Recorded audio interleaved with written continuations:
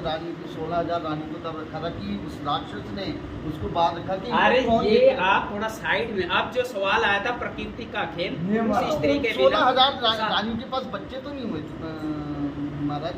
क्यों नहीं हुए थे? नहीं, उनकी जो अपनी पत्नियां थी, और वो लाखों लाख संतान कैसे हो गई थी?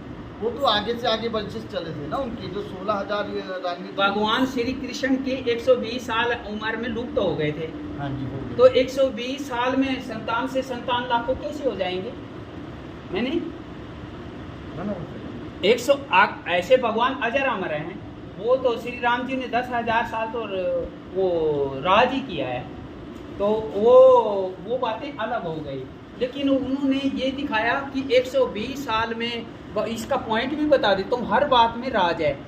भगवान 120 साल में लुप्त हुए हैं। अगर आप 120 की आयु तक पहुंच जाएं, चाहे आप चोर हैं, डाकू हैं, कभी भगवान का नाम लिया नहीं लिया, आप कुछ भी करते रहे, उस उम्र में आप जा रहे हैं तो भगवान आपको मुक्त करेंगे। ये भी विधान है।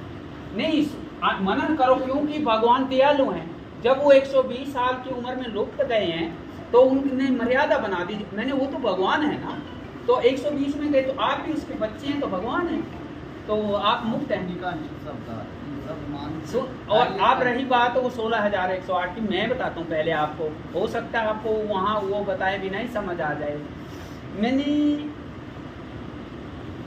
एक अंदर में ऐसी ताकत है आपके भी और माताओं के भी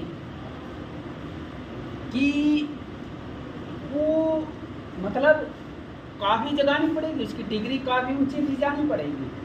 जब वो लिमिट आपके अंदर ललक जाग जाएगी तो आपको ऐसा लगेगा जैसे मैं पति के साथ सो रहा हूँ, मैंने पत्नी के साथ सो रहा हूँ। और वो ऐसे मात्र से ही उसका वो सत्य सिद्ध करने में उनको कोई ताकत नहीं लगेगी।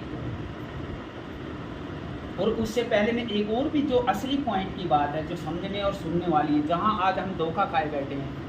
जब तक साधु की कामना, एक साधु सवेरे आया था मेरे पास, लड़का था, मैंने कहा भाई ऐसे वो सब मस्ती में मस्त हैं, उसमें जीवन ऐसे ही चला जाएगा, सबका ऐसे ही जा रहा, जब तक कामना मैंने मूत वाली इंद्री मन के द्वारा खत्म नहीं होगी, कुछ हाथ नहीं लगेगा।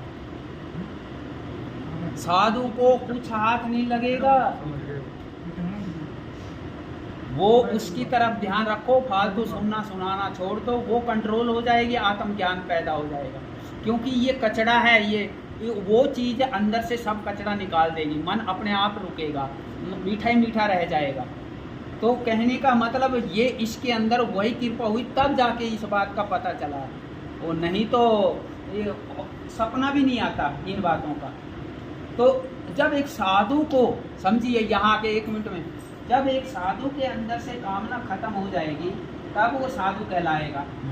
तो भगवान को तो छू भी नहीं सकता काम, नहीं छू सकता, वो तो आनंद का ही गोला है। ना उनको काम छू सकता है, ना उसको नींद आती है, ना सोता है भगवान, और ना भगवान को दुख छू सकता, ना काम, ना क्रोध, ना लोभ, ना अरे अहंकार। सुनो, ये इतना, ये भी एक और, आप कामना खत्म कर दो, ये क्रोध मोह लोभ तो अपने आप चले जाएंगे। सिर्फ एक चीज पे कंट्रोल कर लो, वो तो अनुभव कर लिया। ये तो बल्कि डराने वाली बात है। वो जा रहे सत्संग में, गुरु बोल रहा अरे ये काम क्रोध मोह लोभ ये दुश्मन है, सिर्फ दुश्मन है तो काम, यही कर रहा हर किसी का जीवन हराम।